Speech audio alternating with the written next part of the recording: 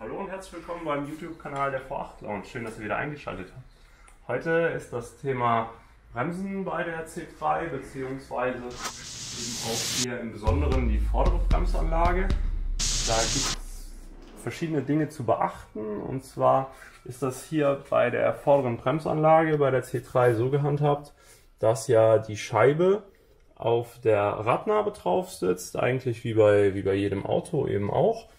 Das ist jetzt kein besonderer Unterschied. Die sitzt lose, die wird, wenn die Aftermarket ist oder schon mal gewechselt worden ist, nur hier durch die Radbolzen und die Muttern gehalten. Allerdings, wenn die im Original noch ist, und das war hier eben bei diesem Auto auch der Fall, dann ist es eben so, dass bei der Scheibe, die wurde original auf die Radnabe vernietet, und dann befinden sich hier in diesen Löchern noch die Originalnieten. Das finde ich auch häufig vor.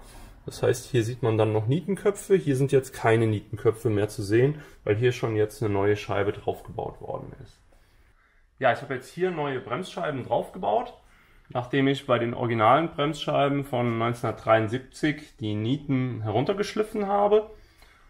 Und da ist es auch wichtig, dass man hier die Reste der Nieten vollständig aus dem Wheel Hub, also aus der Radnabe, entfernt. Und man sieht aber hier dennoch, das ist jetzt ein Thema, was ich euch zeigen wollte, das hier ist jetzt eine Millimeteruhr, also die misst in Millimeter, beziehungsweise Hundertstel Millimeter. Wir haben hier einen Runout von ungefähr 43 Hundertstel. Das heißt, wir haben hier einen Schlag an der Bremsscheibe von 0,43 mm. Ich habe parallel dazu auch nochmal hier eine Uhr in Tausendstel Inch. Da können wir das Ganze nochmal bestätigen. Das ist ein Schlag von ca. 17 Tausendstel. Das ist auch korrekt, also bezüglich der Umrechnung, das passt. Wir haben hier einen Bremsscheibenschlag von 17 Tausendstel Inch, was zu viel ist.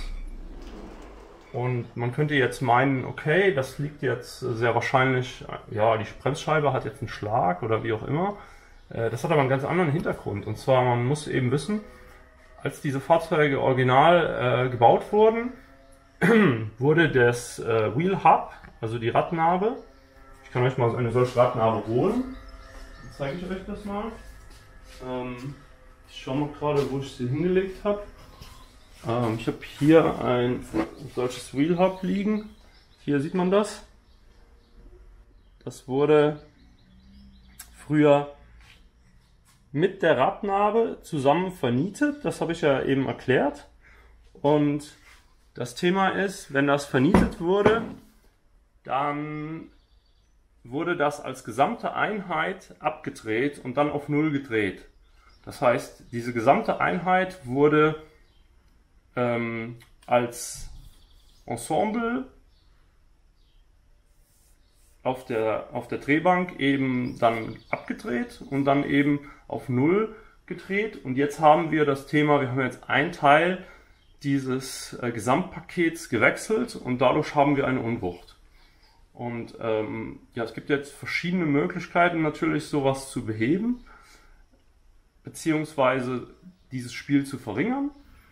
Und es ist auch wichtig, das zu tun, weil durch dieses Phänomen, eben dieser Unwucht in der Scheibe, haben wir gleichzeitig natürlich immer eine Bewegung hier dieser Bremsscheibe. Und diese Bremsscheibe bewegt sich natürlich auch hier im Bremssattel. Und das führt zum einen dazu, dass diese Beläge nicht hundertprozentig immer an der Scheibe anliegen, sondern die haben immer einen kleinen Abstand.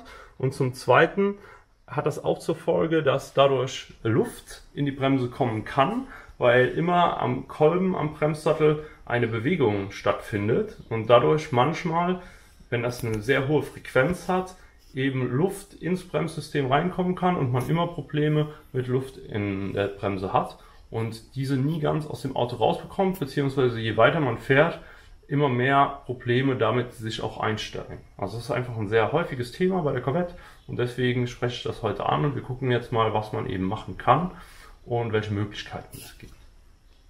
Ja, als schnelle Reparaturmaßnahme habe ich jetzt hier in diesem Fall einfach aus meinem Lager da hinten eine andere Radnabe genommen und diese dann hier drauf verbaut. Jetzt können wir uns das Ganze nochmal anschauen, wie das jetzt aussieht, wie viel Unwucht wir dabei haben. Also ich habe jetzt hier eine Unwucht in Millimetern von ungefähr 7 bis 800 Millimeter, beziehungsweise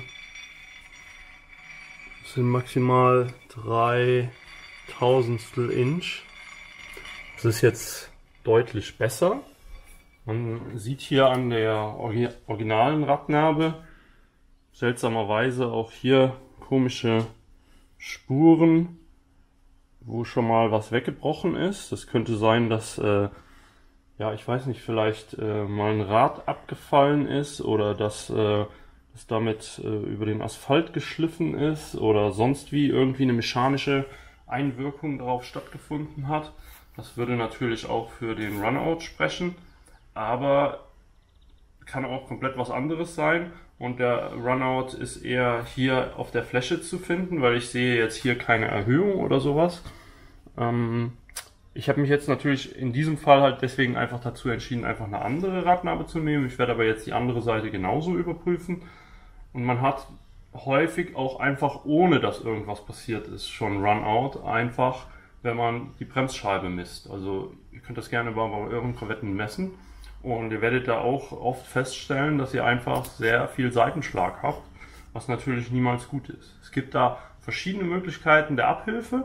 Ich zeige euch jetzt hier zum Beispiel, blende ich das mal ein. Es gibt sogenannte Shims, die nicht auf der ganzen Fläche die gleiche Dicke haben, sondern die unterschiedlich stark sind und somit diesen Runout ausgleichen können. Das ist eine Variante, die man machen kann. Es gibt natürlich auch die Möglichkeit, dass man sich so ein Wheel Hub hier abdrehen lassen kann oder auch, dass man sich das gesamte Assembly, also Wheel Hub und Scheibe, zusammen abdrehen lassen kann. Dafür braucht man aber einen entsprechenden Spanndorn für die Drehbank. Also daher schaut euch das mal bei euch an und dann muss man Wege finden, wie gesagt, das zu eliminieren. Je nachdem, manche Leute haben natürlich auch keine Probleme dadurch, dann kann man das auch so lassen. Aber es ist natürlich immer besser, wenn man möglichst gar keinen Seitenschlag an der Bremsscheibe hat.